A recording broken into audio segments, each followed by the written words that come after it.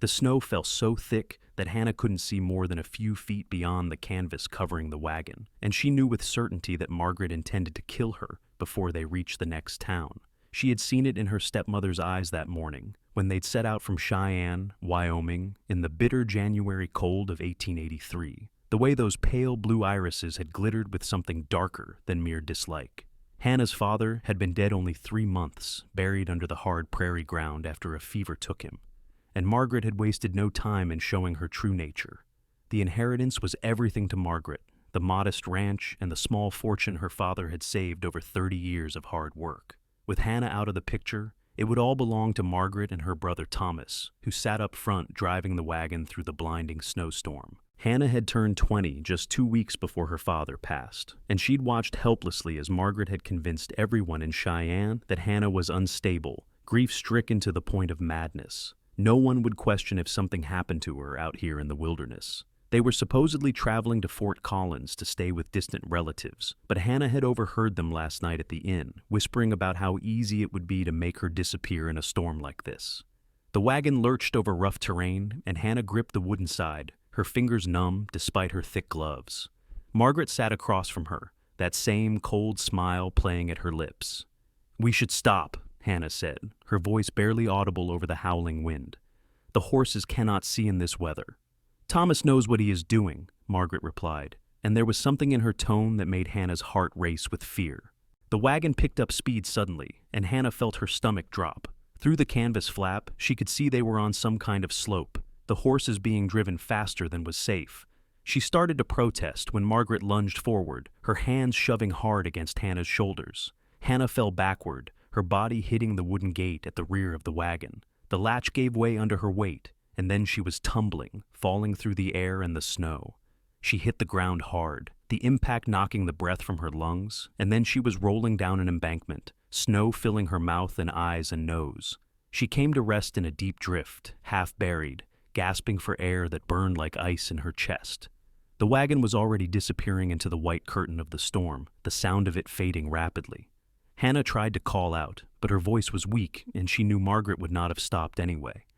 This was exactly what her stepmother had wanted. Hannah would freeze to death out here, and they would tell everyone she had fallen accidentally, that they had searched but the storm had been too severe. She struggled to sit up, her whole body aching from the fall. Blood trickled from a cut on her forehead, warm against her frozen skin. She had to find shelter, had to move, but which direction? The storm had disoriented her completely. She could see nothing but white in every direction, and the cold was already seeping through her heavy skirts and coat, finding its way to her bones.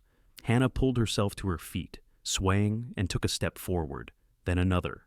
She had no idea where she was going, but staying here meant certain death. Her father had always said she had his stubborn spirit, and she would not give Margaret the satisfaction of dying so easily. She had walked perhaps 50 feet when she heard something over the wind. Hoofbeats, multiple horses coming fast. Hannah's first thought was that Thomas had turned the wagon around, but these were different, lighter, faster. She turned toward the sound, stumbling, and then shapes emerged from the snow. 3 riders on horseback, and they had seen her. The lead rider pulled his horse to a stop so close to Hannah that she could feel the animal's hot breath on her face. The man swung down from the saddle in one fluid motion, and Hannah found herself looking up at him through the falling snow. He was tall, broad-shouldered, with dark hair plastered to his forehead beneath his wide-brimmed hat. His face was weathered from years in the sun and wind, with a strong jaw and eyes the color of storm clouds. Those eyes were locked on her with an intensity that made her forget the cold for just a moment. "What happened?" he demanded, his voice rough but not unkind. "I saw someone push you from that wagon." Hannah's teeth were chattering so hard she could barely speak. "My stepmother, she wants me dead for the inheritance." The man's jaw tightened, and he glanced at the 2 riders behind him. "Jesse, Marcus, go after that wagon. Bring them back. I do not care what excuses they give." The 2 men nodded and spurred their horses forward, disappearing into the storm. The man in front of Hannah was already shrugging out of his heavy coat, wrapping it around her shoulders. It was warm from his body heat, and she could smell leather and wood smoke and something else, something distinctly masculine. "Can you ride?" he asked. "I think so," Hannah managed through her chattering teeth. He lifted her as if she weighed nothing. settling her onto his saddle before swinging up behind her. His arms came around her as he took the reins, and Hannah found herself pulled back against his chest. The warmth of him was shocking after the brutal cold. "There is a line shack about 2 miles from here," he said close to her ear, his breath warm against her cheek. "Can you hold on that long?" Hannah nodded, not trusting her voice. She was shaking violently now, her body finally registering just how close she had come to dying. The man urged his horse forward, and they moved through the storm at a pace that seemed reckless. But Hannah realized he knew exactly where he was going. He held her securely, one arm wrapped firmly around her waist, keeping her from falling. "What is your name?" he asked after a few minutes. "Hannah Foster," she replied, her voice stronger now that she was out of the wind. "Cole Marlowe," he said. "I run the Triple M Ranch, about 15 miles east of here. We were moving cattle when I saw your wagon, saw what that woman did." "You saw her push me?" "Clear as day, even through the snow. I was on the ridge when it happened." His arm tightened around her. "Why would she do such a thing?" Hannah told him, the words tumbling out in a rush now that someone was actually listening. She told him about her father's death, about Margaret's quick remarriage proposal that her father had accepted on his deathbed, about the way Margaret had systematically isolated Hannah from everyone in Cheyenne, spreading rumors and lies. She told him about the inheritance, about the overheard conversation last night. Cole listened in silence, and Hannah could feel the tension in his body, the anger radiating from him. When she finished, he was quiet for a long moment. "My men will bring them back," he said finally. "We will get you somewhere safe, and then we will make sure they answer for this." "No one in Cheyenne believed me before," Hannah said wearily. "They all thought I was mad with grief." "I believe you," Cole said simply. "I saw it with my own eyes. That is all the proof anyone needs." The line shack appeared suddenly out of the storm, a small, rough structure built of logs and chinked with mud. Cole dismounted first, then lifted Hannah down, keeping one arm around her when her legs nearly buckled. He tied his horse under a lean-to, beside the shack, then half-carried Hannah inside. The interior was sparse but dry, with a small stove, a narrow bed built into one wall, and shelves holding basic supplies. Cole sat Hannah on the bed and immediately set about building a fire in the stove. Within minutes, flames were crackling and blessed warmth began to fill the small space.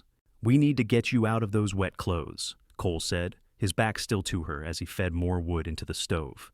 "There are blankets in that chest. I will turn around while you change." Hannah's fingers were so numb, she could barely work the buttons of her coat. She managed to shrug it off, along with Cole's coat he had given her. But her dress was another matter entirely. The fabric was soaked and frozen in places, and her hands simply would not cooperate. "I cannot," she said, hating the weakness in her voice. "My hands will not work properly." Cole turned around, and Hannah saw something flash in his eyes, concern mixed with something else she could not quite name. He crossed to her slowly, as if approaching a skittish horse. "May I help?" he asked, his voice gentler than she would have expected from such a rough-looking man. Hannah nodded, too cold and too tired to be embarrassed. Cole's hands were warm and surprisingly gentle as he worked the buttons of her dress. He was careful not to look at her any more than necessary, his jaw set in concentration, and Hannah found herself studying his face. He had a scar along his left cheekbone, faint but visible, and lines around his eyes that suggested he smiled more than he frowned. His hands were large and calloused, the hands of a man who worked hard for his living. He helped her out of the dress and immediately wrapped her in the thick wool blankets from the chest, still averting his eyes. Then he turned back to the stove and began heating water in a battered pot he found on the shelf. "You should drink something warm," he said. "There is coffee here, and some beans. Nothing fancy, but it will help." Hannah pulled the blankets tighter around herself, watching him move around the small space with practiced efficiency. He was probably in his late 20s, she guessed, maybe 30 at most, old enough to have the confidence of experience, young enough to move with easy grace. "Thank you," she said quietly, "for believing me, for helping me." Cole glanced at her, and for the first time, she saw him smile. It transformed his face, softening the hard edges. Any decent man would have done the same. In my experience, decent men are rarer than you might think. The smile faded. "I am sorry your experience has taught you that. It should not be so." They sat in silence while the coffee brewed, the only sounds the crackling of the fire and the howling of the wind outside. Hannah's body slowly stopped shaking as warmth seeped back into her bones. The cut on her forehead had stopped bleeding, and though she ached all over from the fall, nothing seemed to be broken.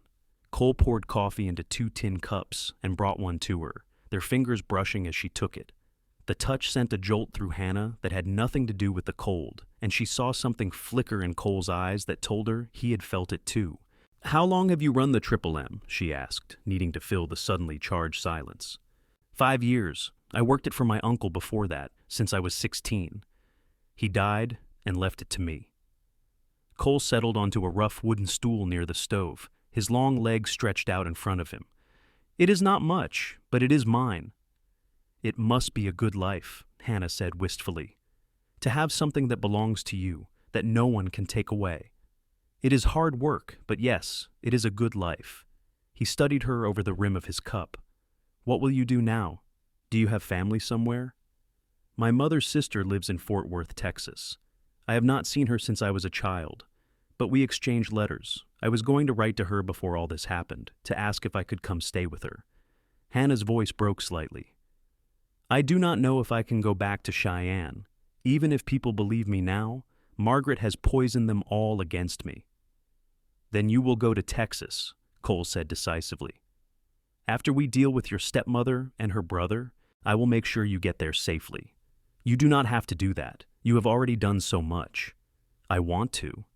The intensity was back in his eyes, that fierce look that made Hannah's breath catch. A woman should not have to travel alone, especially not after what you have been through. Before Hannah could respond, they heard horses outside. Cole was on his feet instantly, his hand going to the gun at his hip. He moved to the door and opened it a crack, then relaxed. "It is Jesse and Marcus," he said, "with your stepmother and her brother." Hannah's stomach clenched with fear and anger. Cole must have seen it in her face because he crossed to her and knelt beside the bed, his hand gentle on her blanketed shoulder.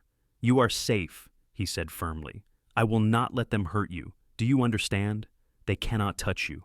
Hannah nodded, drawing strength from the certainty in his voice. Cole stood and went to the door, opening it fully. Jesse and Marcus came in first, shaking snow from their hats, followed by Margaret and Thomas. Both of them were soaked and miserable looking, and when Margaret saw Hannah alive and wrapped in blankets by the fire, her face went white. "There has been a terrible misunderstanding," Margaret began, her voice taking on that syrupy quality she used when she wanted to seem helpless. "Hannah fell from the wagon. We were looking for her when these men forced us back here at gunpoint." "I saw you push her," Cole said coldly. "Do not bother with lies." Thomas stepped forward, his face flushed with anger. "Who are you to make accusations? You have no proof of anything. I have my eyes and my word, and out here, that is all the proof I need." Cole's hand rested casually on his gun belt, and something in his stance made Thomas take a step back. "You tried to murder this woman for her inheritance. That is fact." "She is mad," Margaret insisted. "Everyone in Cheyenne knows it. She has been telling wild stories since her father died. We were taking her to relatives who could care for her properly."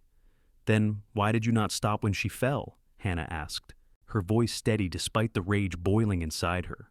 "Why did you drive faster once I was gone?" Margaret's mouth opened and closed, but no sound came out. Thomas tried to bluster his way through it. "The horses were spooked by the storm. We could not control them. By the time we got them stopped, we could not find our way back in the snow." "You are lying," Hannah said flatly. "I heard you last night at the inn, talking about how easy it would be to make me disappear in a storm. I heard every word." Thomas and Margaret exchanged looks, and Hannah saw real fear in their eyes now. "Good. Let them be afraid." "What do you want us to do with them, boss?" Jesse asked Cole. He was younger than Cole, maybe 25, with red hair and freckles. Marcus was older, probably in his 40s, with gray in his dark hair and a weathered face that had seen hard times. Cole was silent for a long moment, his eyes on Margaret and Thomas. When he spoke, his voice was deadly calm. "You have 2 choices. You can sign over everything that belongs to Hannah, every penny of her inheritance, witnessed and legal, and get on your way back to Cheyenne. Or we can ride into the nearest town with a sheriff. I can tell him what I saw, and you can take your chances with a judge and jury. Given that attempted murder usually ends with a hanging, I would think carefully about which option you prefer. You cannot prove anything. Thomas tried again, but his voice lacked conviction now. I can prove that I saw a woman pushed from a moving wagon in a blizzard, left to die. I can prove that the wagon kept going and made no attempt to return for her. I can prove that you only came back when forced to at gunpoint. Cole's eyes were hard as flint. A judge will believe me. I am known in these parts, and my word carries weight. Can you say the same? The fight went out of Thomas visibly. He looked at Margaret, who seemed to shrink inside her sodden cloak. We will sign, Margaret whispered. Speak up, Cole commanded. We will sign, Margaret said louder. We will give her the inheritance. Marcus produced paper and a pencil from his saddlebag, and by the light of the fire, a document was drawn up. It was simple but binding, stating that Margaret and Thomas relinquished all claim to the property and money left by Hannah's father, and that they acknowledged Hannah as the sole heir. Both of them signed it, their hands shaking, and Jesse and Marcus signed as witnesses. Cole folded the paper carefully and handed it to Hannah. You will need this when you sell the property. I will write a letter as well, explaining what happened here, in case there are any questions. Hannah took the paper with trembling hands, hardly able to believe it was real. Everything her father had worked for, everything that was rightfully hers, was now legally protected. Margaret and Thomas could not touch it. Now get out, Cole said to them. If I ever see either of you again, or if I hear that you have made any attempt to contact Hannah or interfere with her inheritance, I will make sure everyone knows what you tried to do here. Is that clear? They both nodded, too defeated to argue. Jesse and Marcus escorted them out, and through the open door, Hannah could see they were given one horse between them and pointed back toward the main road. It was rough justice, but it was more than they deserved. They would survive, but they would be cold and miserable for hours before they reached any town. When the door closed behind them, Hannah found she was shaking again, but this time not from cold. The enormity of what had almost happened crashed over her all at once. She had nearly died. If Cole had not been on that ridge, if he had not seen, she would be frozen in a snowdrift right now, her body not to be found until spring. A sob escaped her throat, and then Cole was beside her, his arms coming around her, blankets and all. He held her while she cried, one hand stroking her hair, his voice a low rumble against her ear. You are safe now. You are safe. Hannah clung to him, her face pressed against his chest, and breathed in that scent of leather and wood smoke that was already becoming familiar. She could hear his heartbeat, strong and steady, and gradually her sobs quieted. I am sorry, she whispered. I do not usually fall apart like this. You have earned the right to fall apart, Cole said gently. He pulled back just enough to look down at her, his hand coming up to brush the tears from her cheeks. You are one of the strongest women I have ever met, Hannah Foster. Do not apologize for being human. Hannah looked up at him, at those storm-gray eyes that saw her so clearly, and felt something shift in her chest. It was too soon, too fast, but she could not deny what she felt. This man had saved her life, had believed her when no one else would, had fought for her without asking for anything in return, and more than that, she felt drawn to him in a way she had never experienced before. Thank you, she said softly, for everything. Cole's thumb traced the line of her jaw, the touch feather light. You do not need to thank me. Yes, I do. You could have ridden past. Most men would have. I am not most men. There was something in his voice, a roughness that made her pulse quicken. And I could not have ridden past you if I tried. From the moment I saw you fall, something in me knew I had to protect you. The air between them seemed to thicken, charged with possibility. Hannah's hand came up to rest on Cole's chest, feeling the strong beat of his heart beneath her palm. She saw his eyes darken, saw the way his gaze dropped to her lips. Hannah, he said, her name a question and a prayer all at once. She answered by rising up slightly, closing the distance between them. The kiss was soft at first, tentative, but then Cole's arms tightened around her, and it deepened into something that made Hannah's toes curl. His lips were warm and firm, tasting of coffee and something indefinably him, and Hannah felt heat flood through her that had nothing to do with the fire in the stove. When they finally broke apart, both of them were breathing hard. Cole rested his forehead against hers, his eyes closed. That was unforgivable of me, he said roughly. You have been through hell today, and I should not have taken advantage. You did not take advantage, Hannah said firmly. I wanted you to kiss me. I have wanted it since you wrapped your coat around me." Cole's eyes opened, and what she saw in them made her breath catch. Want, yes, but also something deeper, something that spoke of loneliness and longing, and the ache of connection found when least expected. "We should rest," he said, though he made no move to release her. "The storm should pass by morning, and then we can head to my ranch. You can stay there while you recover, and then I will escort you to Texas." "Texas is a long way from Wyoming," Hannah said. "You cannot possibly leave your ranch for that long. Marcus can manage things while I am gone. He has been with me since the beginning. He knows the operation as well as I do." Cole's hand cupped her cheek, his touch achingly gentle. "I will not send you off alone, Hannah. Not when you have just been through such trauma. And not when I have only just found you." The last words were spoken so softly that Hannah almost thought she imagined them, but the look in Cole's eyes told her she had heard correctly, and her heart stuttered in her chest. "You hardly know me," she whispered. "I know enough. I know you are brave and strong. I know you have been treated abominably by people who should have protected you. I know that when I look at you, something in me recognizes something in you." His thumb stroked across her cheekbone. "Tell me you do not feel it too, and I will keep my distance." Hannah could not tell him that, because it would be a lie. She felt it, this pull between them, this sense of rightness that made no logical sense but felt true all the same. "I feel it," she admitted. "But Cole, it is too fast. We should not be doing this." "Why not?" He smiled, that transformative smile that made him impossibly handsome. "The West is not like the cities, Hannah. Out here, people make their own rules. Life is too hard and too short to waste time on propriety when you find something real." "And is that what this is? Something real?" "I think it could be. If we gave it a chance." Hannah's rational mind told her to be cautious, to protect her heart after everything she had been through. But her heart itself was already ignoring that advice, already leaping toward this man who had appeared out of a blizzard like some kind of answer to a prayer she had not known she was praying. "I think it could be too," she said. Cole kissed her again, slower this time, savoring it. When they parted, he settled her more comfortably on the bed, still wrapped in blankets, and lay down beside her on top of the covers. He kept a respectful distance, but his hand found hers, their fingers intertwining. "Sleep," he murmured. "You are safe here." Hannah closed her eyes, lulled by the warmth of the fire and the solid presence of Cole beside her. For the first time since her father's death, she felt truly safe. More than that, she felt something she had not expected to feel again for a very long time. She felt hope. When Hannah woke, pale light was filtering through the small window of the line shack. The storm had passed, and the world outside was blanketed in white. Cole was already up, stoking the fire, and he smiled when he saw her eyes open. "How do you feel?" he asked.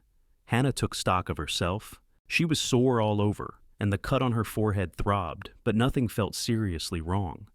"I will survive." "Better than surviving. You will thrive." He brought her coffee and some hard biscuits he had found in the supplies. "Eat something, and then we will head to the ranch. It is not far, maybe 3 hours if the snow is not too deep." Hannah ate, grateful for the sustenance, and Cole discreetly turned his back while she dressed in her now dry clothes. They were wrinkled and stained, but they were warm, and that was all that mattered. When they stepped outside, the brightness of the sun on the snow made Hannah squint. Cole's horse, a handsome bay gelding, was waiting patiently under the lean-to. Cole mounted first and then pulled Hannah up in front of him this time, so she was cradled against his chest. "More comfortable for you this way," he said, his breath warm against her ear, "and I can keep you warmer." They set off across the snow-covered landscape, following a trail that only Cole seemed able to see. The world was beautiful and terrible in its whiteness, stretching endlessly in all directions. Hannah could not stop thinking about how close she had come to dying out here, to being just another body the spring thaw would reveal. "What are you thinking?" Cole asked after they had ridden in silence for a while. "That I am lucky to be alive. That if you had not been there, Margaret would have gotten away with it." "But I was there, and she did not." His arms tightened around her. "Try not to dwell on what could have been. It will drive you mad." "Do you always dispense such wise advice?" She felt him chuckle, the rumble of it against her back. "I have learned a few things in my years, most of them the hard way." "Tell me about yourself," Hannah said. "I want to know who you are, Cole Marlowe. So he told her. He spoke of growing up in Missouri, the youngest of 5 boys. He told her about his mother, who had died when he was 12, and his father, who had drunk himself to death 2 years later. He told her about coming west with his uncle, about learning the cattle business from the ground up, about the hard winters and the drought years and the constant struggle to keep the ranch afloat. He told her about the loneliness of it, the way days could pass without seeing another soul, the way the work was endless and often thankless. "But I would not trade it," he said. "This land gets into your blood. For all its harshness, it is beautiful, it is real, and it is mine in a way nothing else has ever been." "I think I understand that," Hannah said.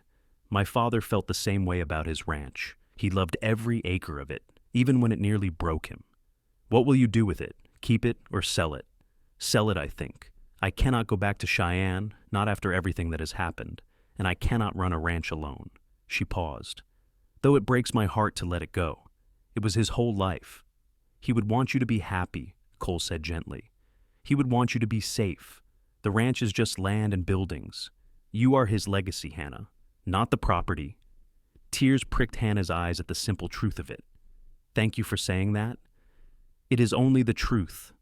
They rode on, and gradually the landscape began to change. Rolling hills appeared, and Hannah could see cattle in the distance, dark shapes against the white snow. Then buildings came into view, a large barn, several outbuildings, and a 2-story house built of logs with a wide front porch. "Welcome to the Triple M," Cole said, and Hannah could hear the pride in his voice.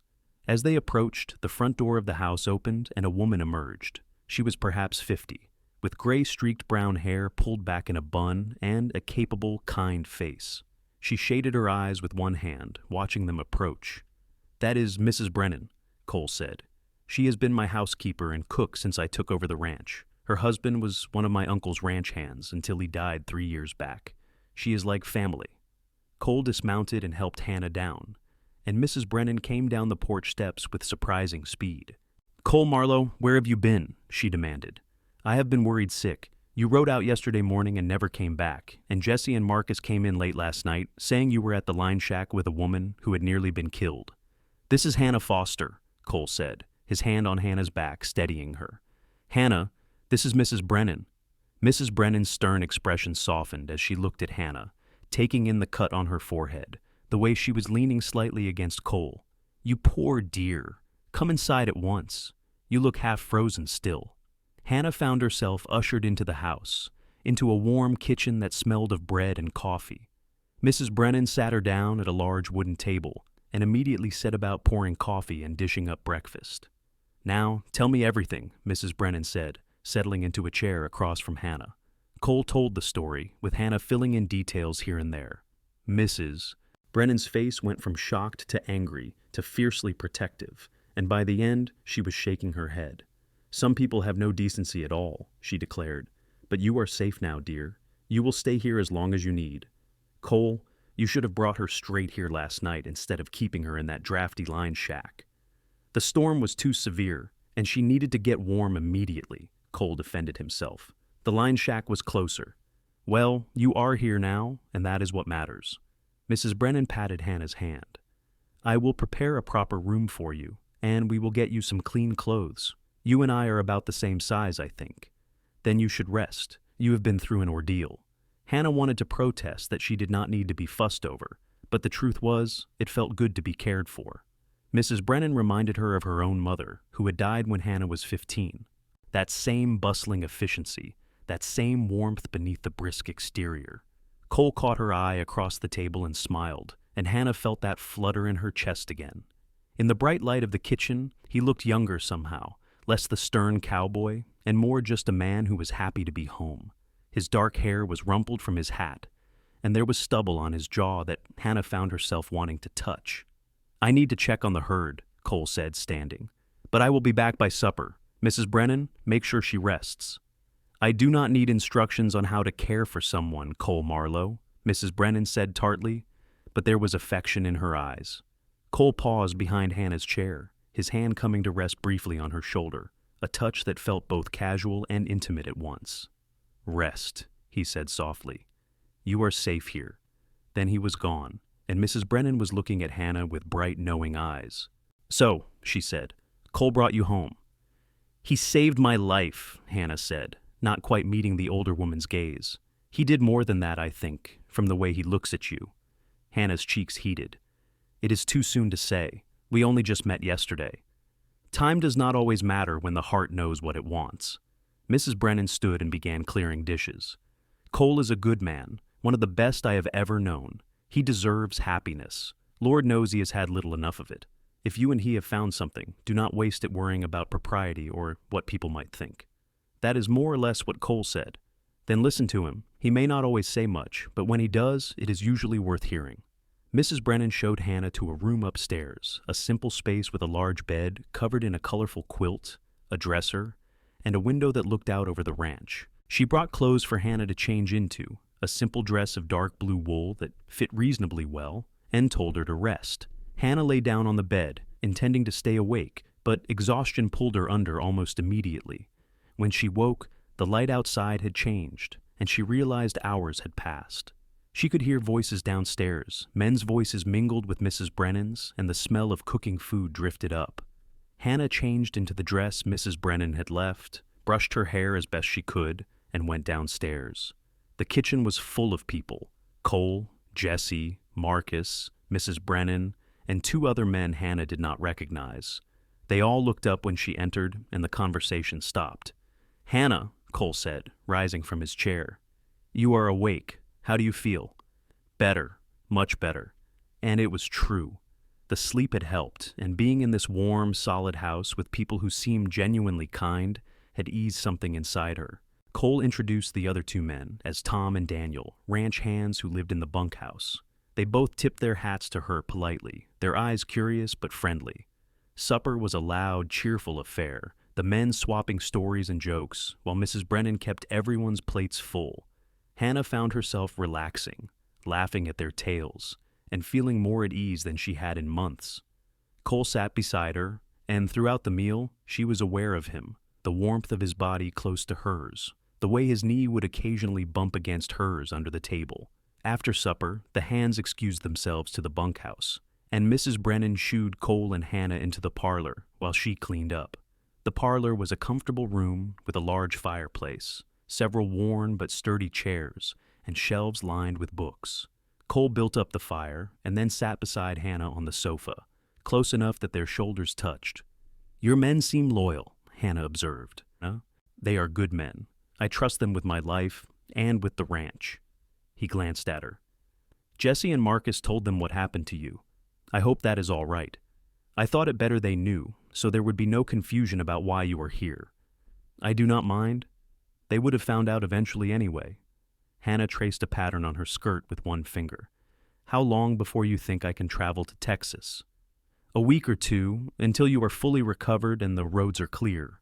Maybe longer if more storms come." He hesitated. "Unless you are eager to leave."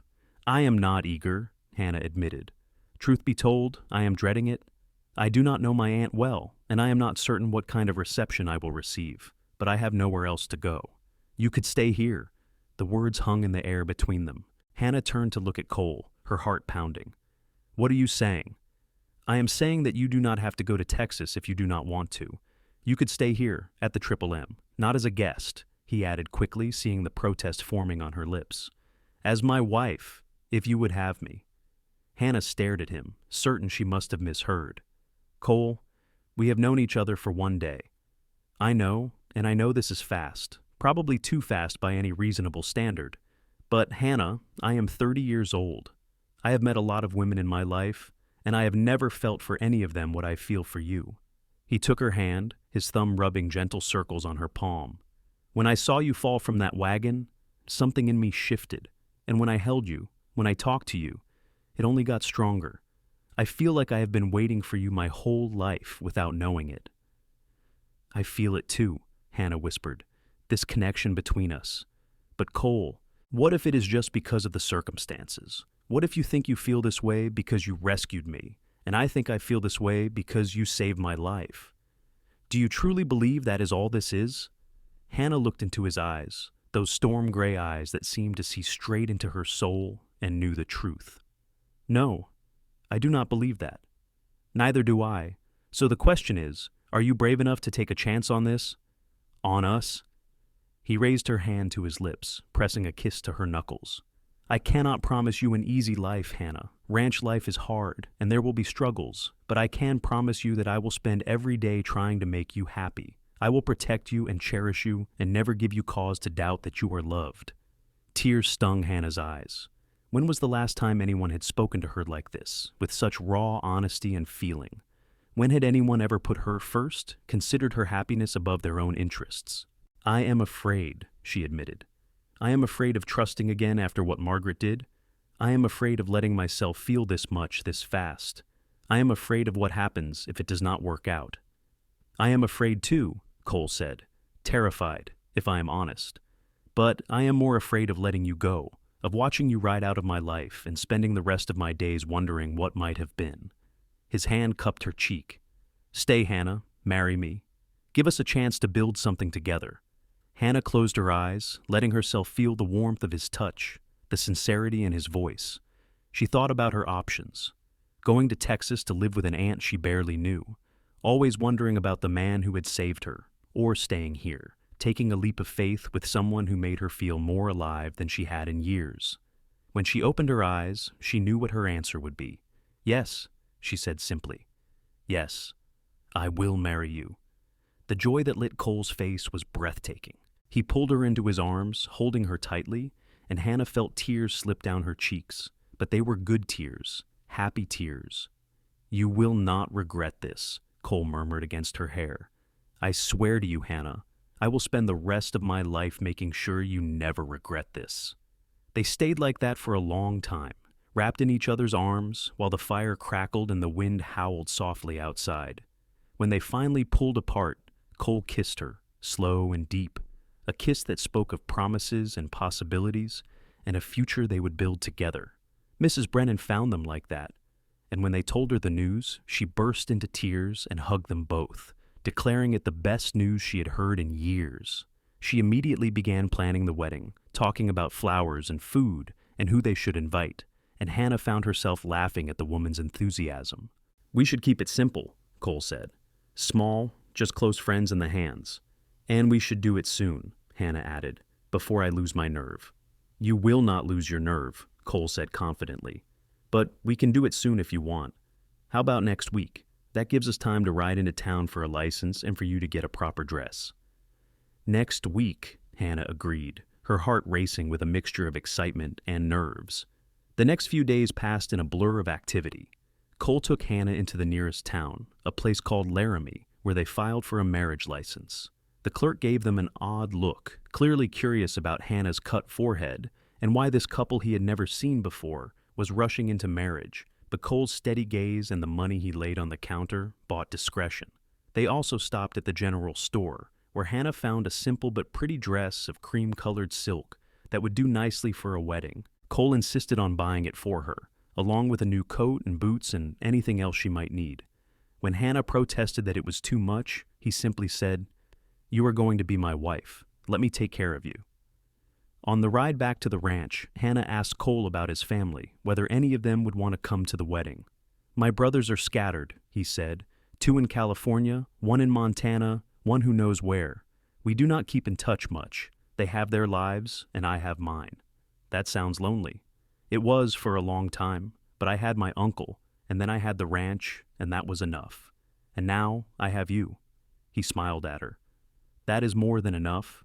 Hannah leaned against him, feeling the steady warmth of him, and thought about how strange life was. A week ago, she had been miserable and frightened, certain she was going to die at her stepmother's hands. Now she was riding through the snow with a man she was going to marry, feeling more hopeful than she had in years. The wedding was held the following Saturday in the parlor of the ranch house. A minister came out from Laramie, a kind-faced old man who seemed delighted to perform the ceremony. Mrs. Brennan had outdone herself, decorating the room with what greenery she could find and filling the house with the smell of baking. All the ranch hands were there, scrubbed clean and dressed in their best, looking uncharacteristically formal and uncomfortable. Hannah wore her new cream dress, and Mrs. Brennan had woven wildflowers into her hair despite the season, hothouse blooms that must have cost Cole a small fortune. When Hannah came down the stairs and saw Cole waiting for her in his best suit, his face full of love and wonder. She felt her throat tighten with emotion. They stood together in front of the minister, hands clasped, and spoke their vows. Cole's voice was strong and sure as he promised to love and honor her, and Hannah's voice only shook a little as she promised the same. When the minister pronounced them husband and wife, Cole kissed her with a tenderness that made her eyes sting with tears. The celebration afterward was joyful and boisterous. Mrs. Brennan had made a feast, and the hands brought out instruments and filled the house with music. Hannah found herself swept into dances with Jesse and Marcus and the others, everyone congratulating her and welcoming her to the Triple M family. But it was Cole she kept coming back to. Cole whose hand she sought, whose smile made her heart skip. As evening fell and the guests began to drift away, Mrs. Brennan shooed Cole and Hannah upstairs, saying she would handle the cleanup. Cole led Hannah to his room, their room now, a large space on the second floor with a big bed and windows that looked out over the ranch. Hannah felt suddenly shy, standing in the middle of the room while Cole closed the door behind them. They were married now, but they were still essentially strangers, and she did not know what he expected. Cole seemed to sense her nervousness because he crossed to her slowly, his hands gentle on her shoulders. "We do not have to do anything you are not ready for," he said softly. "I know this is fast, and I do not want you to feel pressured." "I am your wife," Hannah said. "I want to be your wife in every way." "Are you certain?" In answer, Hannah reached up and pulled him down for a kiss. It started soft, but quickly deepened. And then Cole's hands were in her hair, and hers were working at the buttons of his shirt. They undressed each other slowly, learning the shape of each other, and when they finally came together, it was with a tenderness and passion that left Hannah breathless. Afterward, they lay tangled together, Cole's arm around her, Hannah's head on his chest. She could hear his heartbeat, steady and strong, and felt utterly content. "I love you," Cole said into the darkness. "I know I have not said it yet, but I do. I love you, Hannah." "I love you too," Hannah whispered, and realized it was true. Somehow, impossibly in the space of a week, she had fallen completely in love with this man. The winter passed slowly, but Hannah did not mind. She threw herself into learning the rhythms of ranch life, helping Mrs. Brennan with the household tasks, learning to ride better, even helping with the cattle when extra hands were needed. The men of the Triple M accepted her readily, treating her with respect and affection, and Mrs. Brennan became like a mother to her. But it was Cole who filled her days and nights with joy. He was an attentive husband, always mindful of her comfort and happiness. He taught her about the ranch, about the cattle and the horses, about the land itself. He showed her the beauty of the prairie in winter, the way the snow sparkled under the moon, the way the wind sang across the open spaces. At night, they would lie in bed and talk for hours, sharing stories of their pasts, their dreams for the future, their fears and hopes. Hannah told him about her mother, about the happy childhood she had before her mother's death, about her father's slow decline after he married Margaret. Cole told her about his uncle, about the lessons he had learned about hard work and honor, about his dream of building the Triple M into something that would last. "I want to build something permanent," he said one night, his fingers tracing lazy patterns on her back. "Something that will outlast us. I want our children to inherit a legacy they can be proud of." "Our children," Hannah repeated softly, testing the words. She had not thought much about children, but now the idea filled her with warmth. "Someday, if you want them." "I do want them. Someday." Spring came late that year, but when it finally arrived, it transformed the land. The snow melted, revealing green grass beneath, and wildflowers began to bloom across the prairie. The cattle were moved to summer pastures, and the ranch buzzed with activity. It was in late May that Hannah realized she had missed her monthly courses. She said nothing at first, not wanting to get Cole's hopes up. But when another week passed and then another, she went to Mrs. Brennan. The older woman took one look at Hannah's face and smiled knowingly. "You are pregnant." "I think so. How did you know?" "You have that look about you, that glow, and you have been tired lately, I have noticed." Mrs. Brennan hugged her. "This is wonderful news, dear. Have you told Cole?" "Not yet. I wanted to be certain first." "You are certain. Trust me. I can tell." Mrs. Brennan squeezed her hands. "He will be thrilled." Hannah waited until that night, when she and Cole were alone in their room. He was reading by lamplight, and she sat beside him on the bed, her heart pounding. "Cole, I need to tell you something."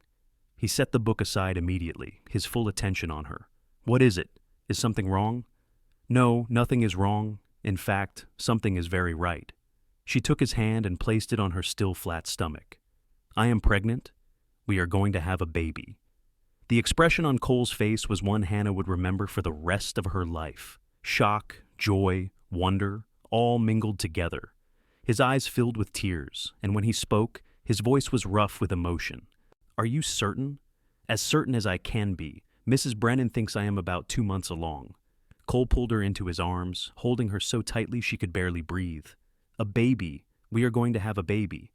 "Are you happy?" Hannah asked, though she could feel the answer in the way he held her. "Happy does not even begin to cover it." He pulled back to look at her, his hands cupping her face. "You have given me everything, Hannah, everything I never knew I wanted, and now this." He kissed her, soft and reverent. "I love you so much." The pregnancy progressed smoothly through the summer and into fall. Hannah's belly grew round, and Cole became even more attentive, if that was possible. He would not let her do any heavy work, and he worried constantly about her health and comfort. Mrs. Brennan teased him mercilessly about it, but Hannah found it endearing. In early December, on a cold, clear night with stars bright overhead, Hannah went into labor. Mrs. Brennan had prepared everything, and the local midwife had been staying at the ranch for the past week, ready for the baby's arrival. The labor was long and hard, and there were moments when Hannah was certain she could not go on. But Cole never left her side, holding her hand, wiping her forehead, whispering encouragement. And when, finally, in the early hours of the morning, their son was born, the sound of his first cry was the most beautiful thing Hannah had ever heard. The midwife cleaned the baby and placed him in Hannah's arms, and she looked down at the tiny, perfect face, the dark hair, the little fingers that gripped hers with surprising strength. "He is beautiful," Cole said, his voice choked with emotion. He was sitting on the edge of the bed, his arm around Hannah, gazing at their son with wonder. "He looks like you," Hannah said, smiling through her tears. "He has your nose. What should we name him?" They had discussed names over the past months, but had never settled on anything. Now, looking at their son, Cole said softly, "What about Daniel, after your father?" Hannah's eyes filled with fresh tears. "Daniel. That is perfect." Little Daniel was a good baby, healthy and strong lunged. He quickly became the center of the ranch, with all the hands stopping by to coo over him and Mrs. Brennan spoiling him shamelessly. Cole was a devoted father, taking to the role as naturally as he did everything else. Hannah would often find him in the middle of the night, holding Daniel and talking to him softly about the ranch, about the land, about the future. The years that followed were good ones. The ranch prospered, and the Marlowe family grew. 2 years after Daniel was born, Hannah had a daughter they named Clara. 3 years after that came another son, Thomas. The house that had once felt too big for just Cole became filled with the noise and chaos of children, and Hannah loved every minute of it. She and Cole grew deeper in love as time passed, their bond strengthening with each shared challenge and triumph. They faced droughts and hard winters, cattle thieves, and difficult calving seasons. But they faced it all together, and that made all the difference. On their 10th wedding anniversary, Cole took Hannah up to the ridge where he had first seen her, pushed from the wagon. They stood looking out over the land, watching the sunset paint the sky in shades of orange and gold. "Do you ever regret it?" Cole asked. "Saying yes to me when you barely knew me?" Hannah leaned against him, his arm warm around her shoulders. "Not for a single moment. You gave me everything, Cole. A home, a family, a life I never dreamed I could have." "You gave me the same," he said softly. "Before you, I was just going through the motions. The ranch was enough, or so I told myself. But you showed me what it means to truly live. We were lucky to find each other. Not luck, fate." He turned her to face him, his hands on her waist. "I truly believe that. I believe you were meant to fall from that wagon so I could find you, so we could have this life together." "That is a rather brutal way for fate to work," Hannah said with a smile. "Maybe, but I would not change a thing, not if it meant we might not end up here, together." Hannah kissed him, this man who had saved her in more ways than one, who had shown her what love could be when it was real and true and lasting. They walked back to the ranch hand in hand as the stars began to appear overhead. Through the windows, they could see Mrs. Brennan setting the table for supper, and the children playing in the front room. Daniel was 15 now, already working alongside his father on the ranch.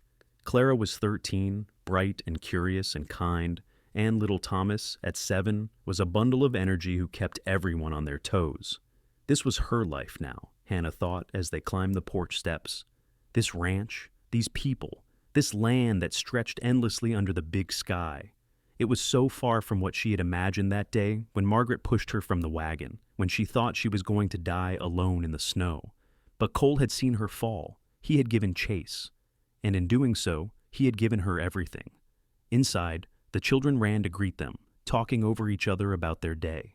Mrs. Brennan called them all to supper, and the family gathered around the big table. As Hannah looked at the faces of the people she loved most in the world, she felt a profound sense of gratitude and contentment. Life was not always easy. There were still hard days, still struggles and worries, but they faced it all together. This family they had built from nothing, from a chance encounter in a blizzard and a leap of faith. And in the end, that was all anyone could ask for. Love, family, and a place to call home. As the years continued to roll by, the children grew into fine young adults. Daniel, with his father's steady nature and strong work ethic, took on more responsibility on the ranch. He was quieter than his siblings, thoughtful and deliberate in everything he did. At 18, he was already being courted by several young women in the area, but he showed no interest in settling down yet. Clara had inherited Hannah's spirit and determination. She was fiercely intelligent and had taught herself to read every book in the ranch house library by the time she was 12. She dreamed of becoming a teacher, and Hannah and Cole had promised that when she was old enough, they would send her to study in Denver. Thomas was the wild one, always getting into scrapes and adventures.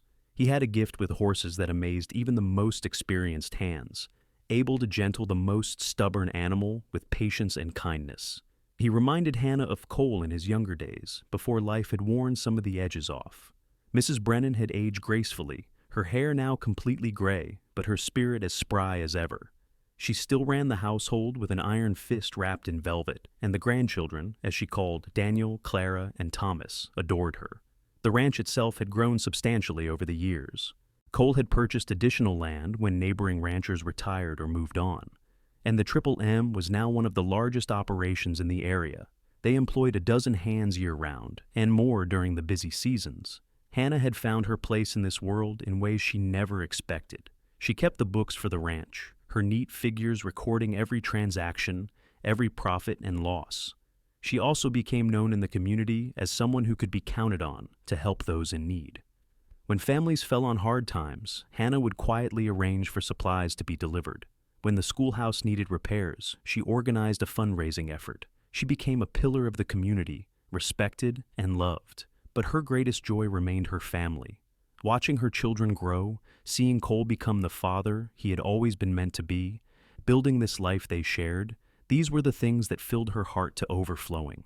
On a warm summer evening when Hannah was 42 and Cole was 52, they sat together on the front porch as they did most evenings. The children were grown now, with lives of their own, though they all still lived on or near the ranch. Daniel had married a sweet girl named Emily from town, and they lived in a house Cole had built for them on the north end of the property. Clara had indeed gone to Denver to study, and had returned as the new school teacher for the area. Thomas was still at the main house, though he spent most of his time in the stables and out with the horses. "Can you believe it has been 20 years?" Hannah asked, her hand in Cole's. "Some days it feels like yesterday. Other days it feels like you have always been here." He brought her hand to his lips, a gesture that still made her heart flutter after all these years. "Best decision I ever made, chasing after that wagon. Best thing that ever happened to me, falling out of it," Hannah said wryly. They sat in comfortable silence, watching the sun set over the land they had built together. In the distance, Hannah could see Daniel and Emily walking hand in hand, and she smiled. Young love was beautiful to witness, reminding her of those early days with Cole, when everything was new and terrifying and wonderful all at once. "I got a letter from Margaret today," Hannah said quietly. Cole's hand tightened on hers. In all these years, they had never heard from Hannah's stepmother or her brother. What did it say? "She is dying. Cancer. She wanted to apologize, to ask for forgiveness before she passes." Hannah's voice was steady, though the letter had stirred up old feelings she thought long buried.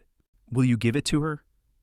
Hannah was quiet for a long moment, thinking about that terrified girl who had been pushed from a wagon into the snow, about all the years of happiness she had found despite Margaret's cruelty. "Yes," she said finally. "Not for her sake, but for mine. I do not want to carry that anger anymore. It is too heavy, and life is too short." "You are a better person than I am," Cole said. "I am not certain I could forgive someone who tried to kill you. You do not have to forgive her, but I need to, for myself." She turned to look at him. This man who had been her partner and lover and best friend for 2 decades. "You taught me that, you know. How to let go of the past and focus on building something better. I did not teach you that. You already knew how. You just needed the chance to show it." They sat together until full dark and then went inside to the life they had built, the home they had made. And Hannah thought, not for the first time, how grateful she was for that terrible day 20 years ago. Not because of the fear and pain, but because it had led her here, to this man, to this life, to this profound and abiding love. She wrote to Margaret the next day, a brief letter offering forgiveness and peace. She received no reply, but a month later, a notice came that Margaret had passed. Hannah felt sadness for the wasted life, for the bitterness that had consumed her stepmother, but mostly she felt relief. That chapter was truly closed now. The years continued their steady march. Hannah and Cole grew older together, their faces lined with age and weather, their bodies not quite as spry as they once were. But their love never wavered, never dimmed. If anything, it grew stronger, deepened by time and shared experience. They became grandparents when Daniel and Emily had a son they named Cole, after his grandfather. Then came more grandchildren, Clara's twins, Thomas's daughter. The ranch house filled with the sound of children's laughter once more, and Hannah and Cole delighted in spoiling them the way Mrs. Brennan had spoiled their own children. Mrs. Brennan herself passed peacefully in her sleep at the age of 78, and they buried her on a hill overlooking the ranch she had loved. The loss was deep and painful, but Hannah took comfort in knowing the woman had lived a good long life surrounded by people who loved her. On their 30th anniversary, their children and grandchildren threw them a grand party. The whole community came out to celebrate, filling the ranch with music and laughter and joy. Hannah wore a new dress of silver blue silk, and Cole wore his best suit, and they danced together as they had at their wedding 3 decades before. "You are still the most beautiful woman I have ever seen," Cole murmured as they swayed to the music. "And you are still a terrible liar," Hannah said fondly. "But I love you for it. Not a lie, the truth." He smiled at her, that smile that still made her heart skip. "You are beautiful because of what is inside, because of the life we have built, because of the love we share. That kind of beauty does not fade with age. When did you become such a poet? When I fell in love with you, you bring it out in me." They danced on, surrounded by their family and friends, and Hannah marveled at the journey that had brought them here. From that terrifying moment in the snow to this perfect evening, it had been a lifetime of love and joy and hard work. There had been sorrows too, losses and disappointments and struggles, but they had faced it all together, and that had made all the difference.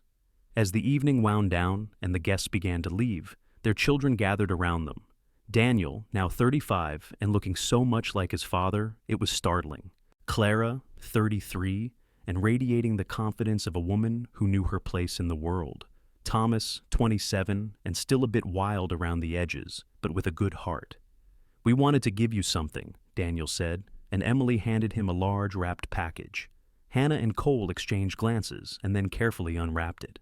Inside was a painting, beautifully executed, showing the ranch house with the prairie stretching behind it under a brilliant sunset. In the foreground were 2 figures on horseback, clearly meant to be Hannah and Cole. "It is perfect," Hannah breathed, tears in her eyes. "Clara painted it," Thomas said proudly. "I did not know you had such talent," Cole said to his daughter, his voice thick with emotion. "I have been taking lessons in town," Clara said, blushing slightly. "I wanted to capture this place, our home, the way I see it, the way you both built it." They hung the painting in the parlor, where it had pride of place over the fireplace. Every time Hannah looked at it in the years that followed, she would remember that night, that celebration of love and family and the life they had made. Cole's health began to decline when he was 65.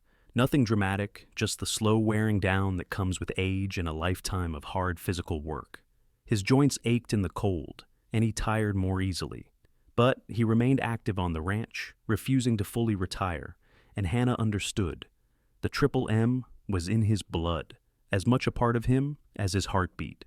Daniel had taken over most of the day-to-day management, and he ran the ranch with the same dedication and care his father had shown. Cole was content to advise and help where he could, passing on his knowledge and wisdom to the next generation. Hannah herself was in better health, still spry at 55, still keeping the books and managing the household. But she stayed close to Cole, aware that their time was finite, wanting to cherish every moment they had left. On a cool autumn evening, they sat together on the porch as the sun set. This had been their ritual for so many years now that Hannah could not imagine an evening without it. Cole's hand was warm in hers, familiar and beloved. "I want you to know something," Cole said quietly. "These past 33 years with you have been the best of my life. You made me happier than I ever thought possible." "Why does this sound like a goodbye?" Hannah asked, her heart clenching with fear. "It is not yet. But we are not young anymore, and I want to make sure you know. I want to make sure I tell you, while I still can, how much you mean to me." Hannah's eyes filled with tears. "You mean everything to me, Cole Marlowe. Everything. You saved me in every way a person can be saved." "We saved each other," he corrected gently.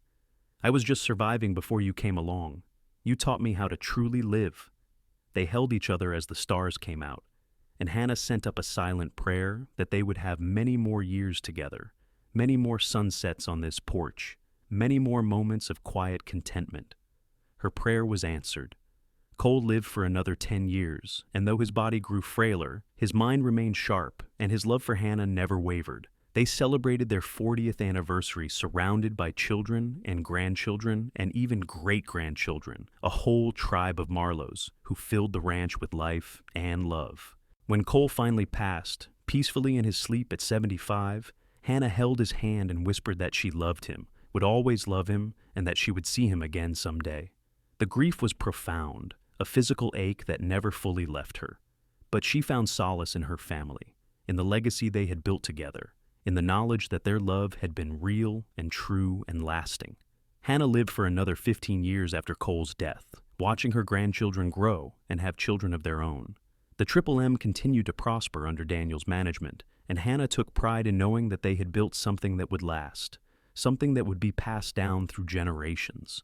She spent her final years in the house she had shared with Cole, surrounded by memories and love.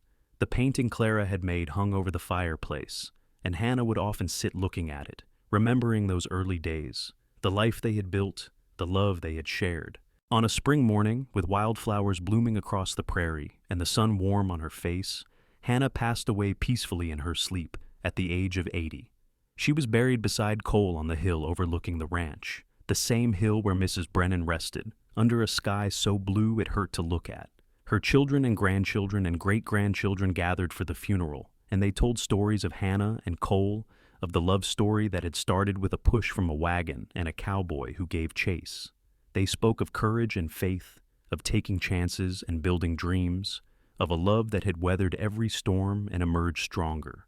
And as they stood on that hill, looking out over the land that Hannah and Cole had worked so hard to build, they understood that this was the true legacy, not just the ranch or the cattle or the land itself, but the love that had created it all. The love that had started on a snowy day in 1883, when a young woman was pushed from a wagon and a cowboy saw it happen and decided to give chase. That love lived on in all of them, in every generation that would come after. A testament to the truth that sometimes the worst moments of our lives can lead to the very best. That courage and faith can transform tragedy into triumph. That love, when it is real and true, can build something that lasts forever. The Triple M Ranch stands to this day, still in the Marlowe family, still prosperous and thriving. And if you visit on a quiet evening when the sun is setting and the prairie is painted gold, you might almost see two figures on the porch of the old ranch house. A man and a woman sitting close together, hands intertwined, watching the day fade into night. Ghosts of a love story that began in a blizzard and lasted a lifetime, and beyond.